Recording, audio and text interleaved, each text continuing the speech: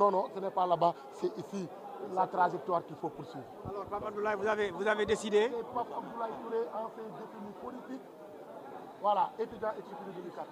Pape Abdoulaye, vous êtes victime d'une torture. Vous avez décidé de porter plainte contre la personne qui a demandé aux gens de vous torturer. Est-ce que, avec la victoire de Bassirou Diomaye Faye, vous réintérez ce que vous avez dit auparavant? Mais tout à fait. On avait enclenché des procédures depuis... Mais lorsqu'on était en prison, au mois de novembre, j'avais déposé 2 plaintes. L'une concernait le ministre Antoine Félix Niak Diom. Aujourd'hui, je peux me permettre de dire ça, parce que je suis conscient que personne ne va m'envoyer en prison. Donc, Antoine Félix Diom, j'avais introduit une plainte contre lui pour diffamation et dénonciation calomnieuse. Parce qu'au lendemain de ma torture, je l'avais vu, je l'avais entendu dans une édition spéciale à la TFM dire que Pape Abdoulaye Touré a été appréhendé au moment où il était prêt à incendier la maison de responsable du gouvernement. Ok, je ne démentis pas. Si ce qu'il dit est vrai, je lui prie solennellement d'apporter les preuves devant la justice. Aussi simple que ça. L'autre chose, j'avais aussi porté plainte au chef de sécurité du COUD qu'on surnomme Kabakourou. Pourquoi? Parce qu'au moment où on m'a torturé, un des agents qui participait à la torture l'avait appelé pour lui soutirer des informations sur moi. Et le gars, vu qu'il avait mis en haut-parleur, je l'avais entendu, il avait dit qu'il faut le tabasser parce qu'il faisait partie parmi ces jeunes qui ont incendié et vandalisé l'université. Il avait dit aussi qu'il passe tout son temps à insulter les autorités universitaires. C'est une diffamation, c'est de mise en danger de la vie d'autrui, parce qu'après sa déclaration, les gens ont augmenté, c'est-à-dire les coûts et tout ça. Donc c'est après que j'avais eu les fractures et tout ça. Donc il doit répondre devant ses actes. Quant à Pape Malick Ndour, vous savez que moi je suis un apprenti juriste. Pourquoi j'avais déposé une plainte contre ces deux personnes citées?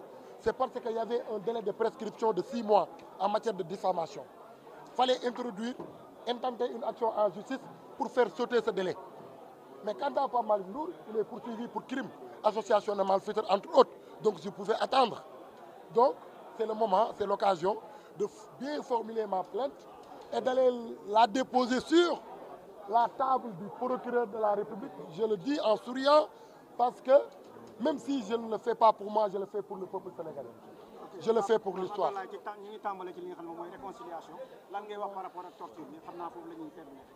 Waaw, réconciliation bu ñu wootee ak appel à la cohésion sociale.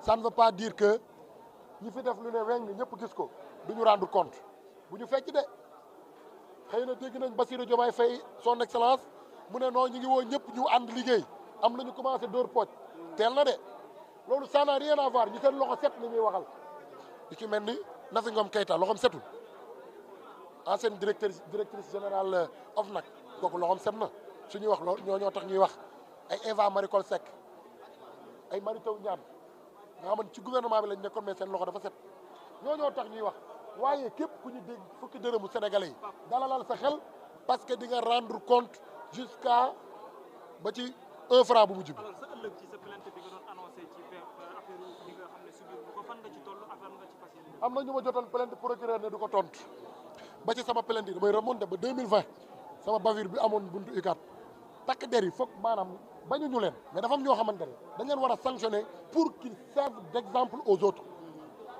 man rien que pour que lu ñu jot a def ci réew mi ci ay ñaawteef mu bañ a amati dans le futur dans l'avenir moo tax may topp plainte yi mais soxlawu ma leen de état du Sénégal dama koy plainte kan mooy président actuellement Diomaye mais Diomaye du état du Sénégal je vais porter plainte contre l'état du Sénégal pour détention arbitraire le fait d'avoir foulé aux pieds mes études j'ai raté 2 années quand j'étais en prison à 2 jours de mes examens lañ ma yóbbu kaso ma raté année boobu ñu commencé inscription j'avais écrit le juge Mamadou Seck ne ko may ma dem inscrire parce que le recteur avait demandé c'est-à-dire ma présence physique mu bañal ma ko ba ma raté waat année bi maanaam man fii ba déwén du ma jàngi année ñaari année ma raté ko ak dàq bi ñu ma dàq université ci lu ñu tegul fenn loolu yëpp dama ciy topp état du Sénégal waaye topp ma Bassirou Diomaye Faye waaye tamit y aura des plaintes individuelles muy ñu torturer muy les gendarmes les vidéos sont à notre disposition on voulait d'ailleurs la publier mais suñu yaay yi ñoo ñu ñaan ñu bàyyi mu sedd de toute façon procédure enclenchée nañ ko au niveau international à travers notre avocat notre vaillant avocat Juan Branco à qui nous saluons et nous remercions de par sa détermination et son dévouement pour un Sénégal indépendant. Au même titre que nous saluons aussi nos différents avocats, en l'occurrence Maître Moussa Sarr, Maître Ciré Clédor, Maître, comment il s'appelle encore? Maître Khoureyssi Thiam, hein?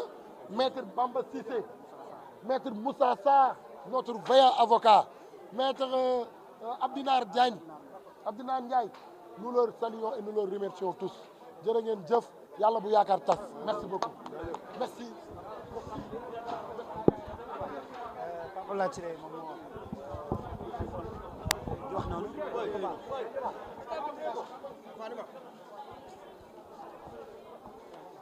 alors dañuy continuer jël réaction yi donc voilà ñu ngi lay ziar.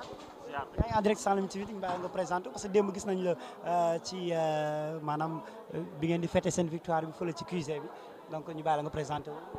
waaw Cheikh Tidiane Gaye président du mouvement Sénégal souverain membre de la coalition Diomaye président voilà. lan ngay wax si déclaration Diomaye bi. waaw une déclaration vraiment responsable et boo ko déggee da ngay xam ni ku bëgg a jubalewaat Sénégalais yi la. Un président qui n'est pas rancunier moom la ñu am un président bu dal un président bi nga xam ne lenn rek moo ko soxal mooy jublu ci liggéey bi te incha allah ñun ñi ko gunge woon ba fal ko danañ ko gunge incha allah te sans contrepartie xaaruñ ci dara mais pour en tout cas attente jeunes yi ñu fexe ba jàppale askan wi ci li seen souffrance yi wàññeeku vraiment ñi soxla liggéey am liggéey. Panier ménagère bi kon ni ma ko waxoon démb vraiment ñu gis seen bopp bu baax njëgu dund gi yomb njëgu location bi yomb les logements sociaux ñu accéléré ko vraiment injustice jeex ci dëkk bi. ñuy wax ni dañu war am patience plutôt à son égard ban dégg-dégg nga ci am. bon je pense que sénégalais yi moom góobu ñu am patience à son égard et moom il le sait parce que nous avons un pays à reconstruire. dëkk boo xam ni comme li ma wax léegi injustice daf fi amoon lu bari donc li ñuy xaar dafa bari y a le pétrole et le gaz bi fi nekk instant bi boo xam ni dañ ko war a toppatoo séddale ressources yi de manière équitable lu ñëpp bokk ñëpp jot ci. xam nañu xeex bi metti woon na jafe-jafe yi bëri na liñ ci dund bëri na mais est-ce que da nga nangu ñu abroger loi d'amnistie. bon loolu beneen cas la parce que le président Ousmane Sonko wax na ci et am na ci loo xam ni dañ ciy waxtaan en interne vraiment lu coalition bi décidé mais man li ma jàpp daal mooy ñu ngi ci moment de réconciliation nationale vraiment nit ñi il faut ñu juboo tabax parce que bu ñu fi nekkee di def des règlements de compte duñu sax tal liggéey te yaakaar naa ni dëkk bi ci liggéey la ñu war a jëm jërëjëf. voilà alors papa jéem a xool. j'imagine que dañuy